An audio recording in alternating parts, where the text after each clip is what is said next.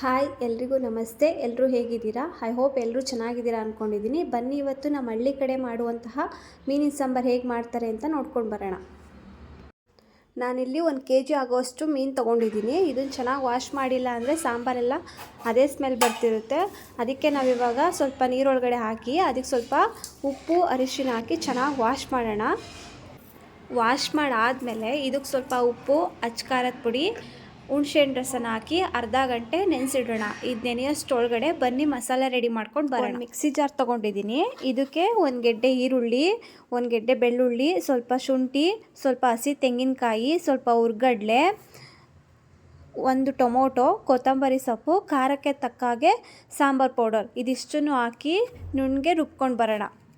ಈಗ ಸ್ಟವ್ ಮೇಲೆ ಕುಕ್ಕರ್ನ ಇಟ್ಟು ಕುಕ್ಕರ್ ಸ್ವಲ್ಪ ಬಿಸಿಯಾದ ನಂತರ ಸ್ವಲ್ಪ ಅಡುಗೆ ಎಣ್ಣೆ, 1 ಈರುಳ್ಳಿ ಸ್ವಲ್ಪ ಬ್ರೌನ್ ಕಲರ್ ಬರೋವರೆಗೂ ಫ್ರೈ ಮಾಡಿ ಸ್ವಲ್ಪ ಕರಿಬೇವಿನ ಸೊಪ್ಪು ಹಾಕಿ ಈಗ ರುಬ್ಬಿಟ್ಕೊಂಡಿರುವಂತಹ ಮಸಾಲೆನ ಹಾಕಿ ನಿಮಗೆ ಸಾಂಬಾರು ಎಷ್ಟು ಬೇಕು ಅನಿಸುತ್ತೆ ಅಷ್ಟು ಸ್ವಲ್ಪ ನೀರನ್ನು ಆ್ಯಡ್ ಮಾಡಿ ಇದನ್ನು ಸ್ವಲ್ಪ ಒಂದು 10 ನಿಮಿಷ ಬೇಯಕ್ಕೆ ಬಿಡೋಣ. ಇದು 10 ನಿಮಿಷ ಬೆಂದಾದಮೇಲೆ ರುಚಿಗೆ ತಕ್ಕಷ್ಟು ಉಪ್ಪು, ಆವಾಗಲೇ ನೆನೆಸಿಟ್ಕೊಂಡಿರುವಂತಹ ಮೀನನ್ನು ಒಂದೊಂದೇ ಮೀನನ್ನು ಸಾಂಬಾರೊಳಗಡೆ ಹಾಕಿ 2 ರಿಂದ 5 ನಿಮಿಷ ಚೆನ್ನಾಗಿ ಬೇಯಿಸೋಣ. ಇದು ಬೆಂದಾದಮೇಲೆ ತುಂಬ ಟೇಸ್ಟಿಯಾಗಿರುವಂತಹ ನಮ್ಮ ಹಳ್ಳಿ ಕಡೆ ಮಾಡುವಂತಹ ಮೀನಿನ ಸಾಂಬಾರು ರೆಡಿಯಾಗುತ್ತೆ.